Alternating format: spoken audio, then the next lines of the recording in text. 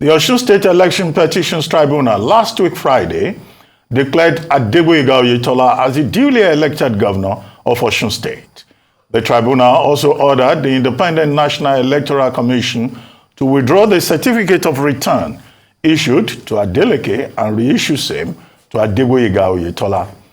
In a majority judgment delivered by the chairman of the tribunal, Justice Sese Kume granted the request of the petitioners to cancel results of the polls in 10 local governments due to overvoting.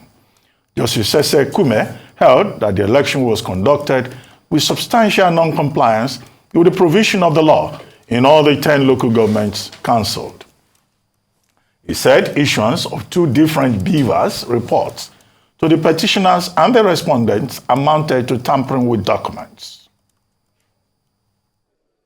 The dissenting judgment is what it is, and it's all about the issue of in the opinion of that judge. He felt that the beavers report that the other side tendered, should supersede the one that we got and we tendered. That's the summary of that. We are dissatisfied with the judgment as delivered, nullified the election that was freely conducted on the 16th of July 2022. The reality on the ground is that we are dissatisfied, and the necessary legal steps for the purpose of challenging that judgment, we will embark upon it. Nigerians, people from Osun should be calm. There are constitutional provisions on what should be done. I have a belief that the Court of Appeal has a duty here. Thank you. Joining us now on this show to discuss the judgment of the Osun Governorship Election Petition Tribunal are Liberos Oshoma and Matthias Emeribe, both lawyers. Gentlemen, thank you for joining us. Good morning. Good morning. Well, there are many matters arising from this ruling by the Election Petition Tribunal. And apart from your general take, I would just like, both of you to deal with some of those issues. One, yesterday, all through the weekend, there was this reaction that, Justice Kume was even singing Kiss Daniel in a paragraph, and that a judge should not go in that particular direction. Anyway, I have an idea what you say, but let me just state the matter. Second, there was also the allegation that the third member of that panel merely co-signed the judgment by the chairman of the tribunal, and that to that extent, there was no valid judgment, because a second judge or a third judge in a 3-man panel, you are supposed to write and sign, your own judgment, not to co-sign, and that to that extent, the matter will not stand. Let me just bring up a third one, which is also a view that has been expressed by a lawyer, Femi Falana SAN, who says that the main problematic here is the performance of INEC, and that the people of Osun should go ahead and sue INEC for messing up their votes in those affected 744 polling units in 10 local government areas. Let me start with you, Liberos, and then we'll come to you, Matthias Emeribe, to have your input. Quickly, I want to start from section 47(2) of the Electoral Act. It says, to vote, the presiding officer shall use a smart card reader or any other technological device that may be prescribed by the Commission for the accreditation of voters to verify, confirm, or authenticate the particulars of the intended voters in the manner prescribed by the Commission. And then if you go to section 51(2), it says, where the number of vote casts at an election in any polling unit exceed the number of accredited voters in that polling unit, the presiding officer shall cancel the result of the election in that polling unit. So this is where I also align with the position of learned senior advocate Femi Falana. The report, there are 3 reports, not even 2, 3. The first report issued to the petitioner, that's the APC. The second report, which INEC claim was the complete report issued by INEC and then also exhibited by the PDP, the respondent. Then the third report is the examination of the machines in court by the tribunal and the report generated thereto in the course of examination.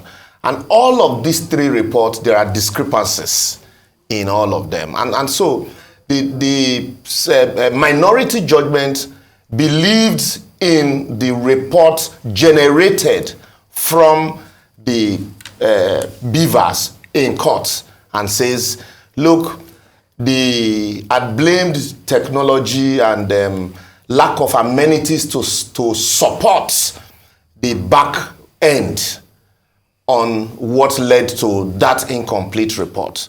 INEC relied on that their own report. The question one will now ask is, why issue a report that you know is inconclusive?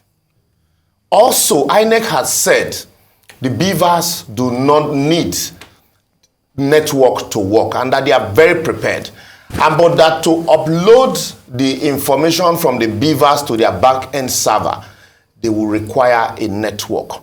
So if the information on the back-end server that was viewed by your followers, also as announced by INEC, contradicts the information on the beavers examined few months after the election, does that mean that the result as announced by you also had questions and was incomplete? So these are the many questions begging for answer. But that said, that does not also say that beavers is not good. If there were no beavers, there wouldn't have been overvoting. We would have simply gone back to section 57(3) of the old Electoral Act that reckons overvoting with the voters register.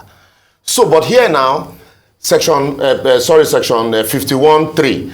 Here now, section 51(2) says once the number exceeds the number of accredited voters by the technology to be deployed by INEC. And so the technology deployed by INEC, even in their two reports, reflects overvoting, apart from the examination of the beavers in open court. So what this states is that INEC still needs to do a whole lot to assure people that elections will be truly fair and transparent. Because if you now get to tribunal, yes, we know that this technology can fail. How sure are we? What is the capacity of people to examine all the machines that are going to be used or across the federation in a presidential election matter? So I will leave it there for now so that I can yield the floor for Matthias, my friend and brother. Emeribe, was there a majority judgment? And can a judge sing Kiss Daniel or Sonny Ade or even Kwamwan in open court?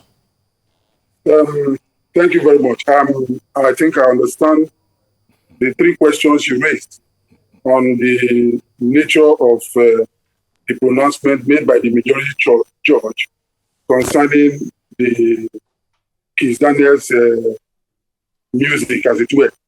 Now, first, let me deal with that. A judge is at liberty when giving his judgment to use whatever that suits him, as long as it conforms with the reality on ground, or what you call the modern time. So there's actually, for me, no problem if he uses whatever he thinks he wants to. All that matters is whether he has passed on the message or the judgment. Because in our law, we are concerned with the ratio decidendi and not the obiter or whatever that may have been said by the way. I'll give you an example. Herod is a show of blessed memory. He said one time concerning equity, equity has not passed the age of childbearing. Would anybody take that against him? No. So my take is that for me, a judge can dance around. All that matters is what's the ratio of this case. That's number one. No. The only thing is that when statement of that nature is made, it gives room for you now to scrutinize the judgment properly. Then number two, you said something concerning the issue of the signing of the document. Now, I think that would be a fundamentally legal issue to be addressed subsequently. Because I find it curious that in a three-man panel, when they ought to have expressed individual opinion, a particular judgment was, you signed on that same judgment for which the majority judgment has been given. No, I think the proper thing to be done in my own position, and I think there's even an authority to that effect. If you go by Wike's case, if you go by NASCO's case, it is to the effect that, I think it is to the effect that they must express their opinion individually. So if you agree with the majority judgment, we must see where you have said it. So to now sign on that particular thing, well, I think that is left for the court of appeal. That is if they have gone to the court, but I know as of now they have not. If not, I wouldn't have commented on it. Thirdly, it's on the issue of where the Learned Six said that they should sue INEC because of what happened in that 744 local government. I want to think with the greatest respect that I don't think INEC has done anything wrong here, for all intents and purposes, and these are my reasons. Now, it is good for us to appreciate the facts first. If we don't appreciate the fact, we'll end up missing the point in terms of what we're talking about. Now, we are dealing with is primary and secondary documents here. Now, what is the primary document concerning this election? It is the BVAS machine as used in the various polling unit. Then what is the secondary document? It is the BVAS, or what we call the backend server at INEC head office, as it were. Now, the election day, the day the result was announced was on the 17th, which was a day after the election. Now, it was on that day that the petitioner applied for the backend server result to be released to him or to them, as the case may be. Now, what's one to that? What's one to that? A report was made by INEC concerning what was done. Now, people blame INEC that why would you release? The question is that at all material time, as an official body, once an application is made to you, you must oblige that, you must answer or give effect to that application and then endorse it. If you do otherwise, the suspicion will come in that there's something you are hiding. So I don't see anything wrong. Yes, I don't see anything wrong with due respect. Yes. I don't see anything wrong with all due respect for INEC issuing a certified copy from, on the day that application was made, so to speak. What I'm simply saying is that in this matter, once overvoting is alleged, pursuant to all those provisions of the law under the Electoral Act, as my latest colleague has rightly cited, the reference as to whether there was overvoting or not is always at the polling unit. This time, it is no longer reference to the voters register. It is reference to the BVAS machine as used in that polling unit. That should be the proper, because that is the primary source of information. Every other source cannot stand where the primary source exists. You can only make resort to secondary source if you don't have what? The primary source. It has always been the state of our law. It's like in Evidence Act, when we are dealing with documentary evidence, it has always been said that the best evidence rule is the primary document, or better still, the original document. It is when the original document is not available, you resort to the what? To the secondary. If the primary source is resorted to, I guess we will not have been in this quagmire that we are talking about. And that is why I align myself with the position of the dissenting judgment, even though for me, it wasn't fully appreciated in terms of how it was said, so to say. But I still feel that that in itself captured what was actually in state, because we are dealing with what? Overvoting, and which can only be determined at the primary source where the election took place, and not at the secondary source where all the voting or results were poured into. Emeribe, well, it's interesting that the case will go on appeal, and the Court of Appeal will look at the fine points of law. Exactly. And I wanted... yes, let me just... I will come to start with Mr. Emeribe, but let me come to you, Mr. Oshoma. Now, as expected, the governor of Osun State, current governor, the Senator Adeleke, has said that he would go to the appeal court, as was mentioned. However, there's been, and then his lawyers have written to INEC not to issue a certificate of return to former Governor Yetola, pending the outcome of the appeal court, which they say they are quite confident that they would win. In light of evidences presented, and this was I was going to go to Mr. Emeribe in terms of him saying that he wouldn't blame INEC, that he would, for what has happened, but witnesses present said that they did admit that there was overvoting for both of them. in terms of for PDP and APC, but Governor Adeleke was the most affected because he affected most of his strongholds, and therefore the deduction of votes affected him more. Again, in terms of inspiring confidence, one of the things we referred to a number of times ahead of the 25th of February is the conduct of the Osun elections. Yeah. It has been cited a number of times as free, fair. In fact, Governor Adeleke went to see the president 2 weeks ago. And said benefited yes, he said benefited from the free and fair elections. What is the position? How does this, or how would this affect, number one, voters' confidence in the process, especially beavers, and then, of course, the politicians? Are we expecting to see more and more tribunals, petitioners at tribunals post 25th of February? So the question to you, Mr. Oshoma, is the chances of Governor Adeleke at appeal court. And to Mr. Emeribe, in terms of your stance on INEC not being held culpable, how then, if they've assured us that beavers would check over voting, how did he skip, how did he come under the waters? So quickly, let me, in addressing the two questions, let me also address the argument made by my friend and brother, even though I'm not here to banter arguments with him, but let us state the facts clearly because he relied heavily on the facts. What are the facts? Nobody after election will be going to the machines, the beavers, to say what was the primary evidence of the beavers. The primary evidence of the beavers is as generated by INEC to say this is the result produced from our machines. INEC in that judgment also did not state that this report is inconclusive, and because the tribunal said it, that INEC did not state it. The RW1 also didn't say that it was incoherent. Those were the words of the lawyers. That's why I said my friend was giving evidence. If you look at also the body of the judgment, the judge said the RW1 in an evidence also admitted the fact of overvoting. Here her evidence, when she testified under cross-examination by learned counsel for the petition at us. I see paragraph 21.25 of page 413 of volume 2 of the first respondent statement on oath. That is their own statement on oath. I maintain paragraph 213 of my statement on oath, and I see exhibit ROBV RO.BVR. That is their own second report at page 25. And I see the entry on it. Accreditation is 313 as against 388 in my statement on oath. There is seeming overvoting of 75 votes. I see paragraph 21.36 on page 419 of my statement on oath. Accreditation is 830.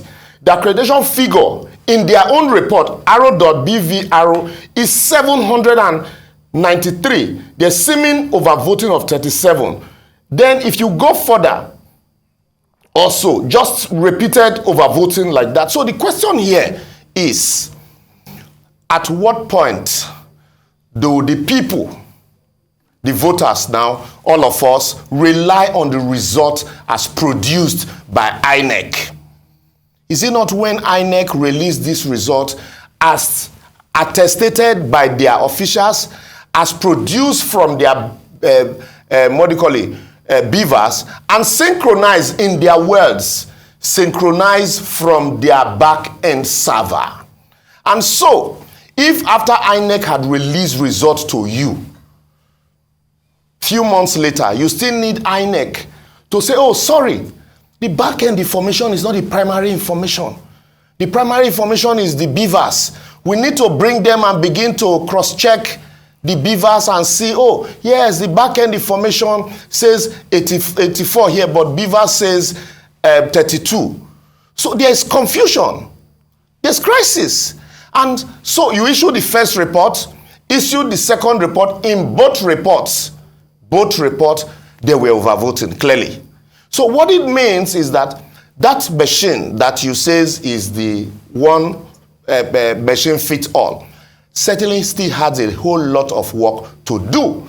And unfortunately, the electoral register was not produced to also check the failure rates of the machine, because at the right-hand end of the register, if the accreditation fails, the presiding officer is allowed to tick a box and say accreditation failed. So if in your own report, you have people who you claim were accredited by your beavers, but in your back-end server, in the result that you released to the people, your back-end server is saying that those people were not accredited. Do you now begin to blame a lawyer who says, look, these are the documents you gave to me, and from this document, what I have scrutinized is the fact that your back-end server is saying that these people were not accredited, because that is the result. Mind you, that is the result as released by INEC. Result as released by INEC from their back end states that some persons were not accredited. It is on proper scrutiny of the beavers in court that now state, oh, no, these people were accredited. And the court is saying no. I think that what happened here is that this machine was, after this petition had been filed, you had to tamper with it to modify the figures, and which that can be true, but I'm not saying that is the position here. So, but what gave room to that conjecture? Okay. Because there was a lacuna, and then, sorry, quickly. So lastly, on the issue of the judge having to co-sign, I think that's a fundamental error also that ought not to have happened. Okay. And anyway, the matter will be taken on appeal. Yeah. And the issue of go low, I also felt, I was like, this shouldn't have even come up in the first place. No, but the point you made is that a judge can speak obita. It can speak obita, but we are interested in is the ratio. Yeah, but then that will now bring to question the mindset of the judge, and then people begin to scrutinize such judgment. I agree, but then which both parties said. So once we have a discrepancy on back ends, now back end A is the back end that gave APC the report of beavers. Yes. Back end B. No, back end A. No, back end A is the first report. Yes. Back end B is the second report. Back end A is the second report. Okay, back end A is the second report. Yes. The first report the APC got. Yes. The first report. So two back ends. Was there a call for a forensic examination to the authentication of the back end? That is where it's only INEC. INEC, everything that the beavers does is what INEC has told us it does. But INEC, so for the sake of this case, and I'm going to ask Mr. Emeribe too, for the sake of this case, there must be a role of a forensic authentication, an independent forensic authentication of INEC's backend as regards taking the raw data from the beavers archiving system for examination. I'd like to get your input on that, and I'd also like to get your input, Mr. Matthias Ebre. And the second question will be, Adeleke is not even out of the woods yet, because the tribunal also pulls that was forged. That's another case people might want to look at. Mr. Emeribe, your take on that. I think the judgment said he has additional qualification. Both judgment additional qualification. The man was qualified. Yeah. Both judgment agreed. But this forensic end, I hear there's no time again, so I don't know. Maybe my question will just hang in the balance because I need to listen. Just about 2 minutes. So 2 minutes, so quickly. No, let Mr. Emeribe speak. You've been having the floor. Yeah. With due respect to my learned colleague in the studio, my position remains, and I will not change, that we are dealing with secondary and primary documents here. And in resolving this issue, we must resort to the primary document, and which is the beavers as used in the various polling units. Every other argument, because of the issue of manipulation of the secondary document, for me, as a lawyer, I will ignore that. I say this because going by the report and from what happened in the court, yes, there were reports concerning election is being announced on the 17th, and you applied for what? For the certified copies of the backend server, and then the forms EC8, A to D or E, as the case may be, which were released to you. INEC could not have done otherwise. So it is just in that state that they did it. Now, if they came out with a subsequent report, pursuant to even the order of the court, because the court ordered for there to be an inspection of the primary BVAS machine, and that was done, and a report was done pursuant to that, clearly stating what happened and what is the proper decision. Now, in any event, one of the points I want to bring is this. It is always good because this is a novel technology that we are using in our electoral process. I believe that if there is proper training by INEC concerning those who are going to make it of it, I'm talking about the stakeholders, and the stakeholders for this purpose will include the judges too, who are going to hear matters of givers. If they don't have the knowledge of it, with the greatest respect, this kind of judgment can come, because you won't expect that because of, okay, let's even assume but not concede that it is the mistake of INEC not to have synchronized before what coming up with those documents. And indeed and in truth, there was actually an election where the current governor won. Would there have been justice in such a case? No. At all mature time, the court will be looking at it that let it not be that if I give any judgment, it will be against what the people of Osun wanted and not on mere technicality. So coming back to the point, without saying whether the judge was right or wrong, my take is that what is most important is whether the document or the report that was used or that the INEC gave concerning what happened at the polling unit, that is each of those BVAS reports, whether they were used. So now says an afterthought. Mind you, the BVAS itself machine cannot be manipulated. Thank you, whatever that is inside remains so. Thank you. Thank you very much, Mr. Emeribe. I know Mr. Oshoma wanted to say just one sentence. One sentence. Please. Here, what we are dealing with are two reports generated from the back end. One for PDP, one for APC. Right. So it wasn't the report. This is not the courtroom. Yeah, the court of appeal is going to consider all of this. All of this. If you could just address quickly that authentication point. That's what I'm saying. So now you have two reports from the back end, and both of them are contradictory. So I completely agree with Rufai. What we are dealing with here is that you have a machine that is not complete.